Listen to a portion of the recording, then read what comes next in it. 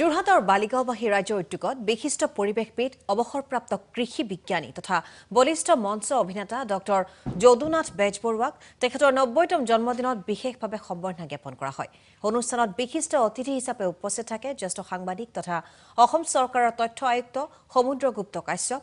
লগতে উপস্থিত থাকে কৃষি বিজ্ঞানী ডক্টৰ ৰাতুল চন্দ্ৰ বৰা, অসম নাট্য সন্মিলনৰ প্ৰাক্তন সভাপতি ডক্টৰ অখিল চক্ৰৱৰ্তী, ছাত্ৰনেতা জুল খাউণ্ড, অদিতি বেজবৰুৱা ইত্যাদি।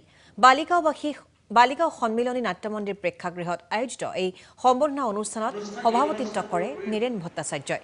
অনুষ্ঠানত উন্মোচন কৰা হয় বাবলু প্ৰসাদ বৰুৱা সম্পাদিত অভিনন্দন গ্ৰন্থ সব্যসাচী। প্ৰথম কথা হ'ল মই বালিগাঁৱৰ সন্তান আৰু বালিগাঁৱৰ এজন অতি বৰেণ্য ব্যক্তি, তেখেতৰ ৯০ বছৰীয়া জন্মদিন উদযাপন কৰা হৈছে। তেখেতৰ জীৱিত কালত তেখেতক ইয়াত বিভিন্ন অনুষ্ঠান প্ৰতিষ্ঠানে তেখেতক সম্বৰ্ধনা জনাইছে, অভিনন্দন জনাইছে। এইটো বৰ ডাঙৰ কথা।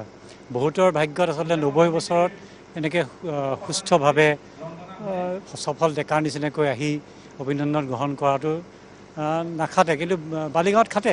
কাৰণ তেখেততকৈ জ্যেষ্ঠ অসমৰ সকলোৰে পৰিচিত ধীৰেন্দ্ৰনাথ চক্ৰৱৰ্তী এতিয়া ৯৫ বছৰ, এইখন গাঁৱৰে দেশৰ এজন কৃতি সন্তান।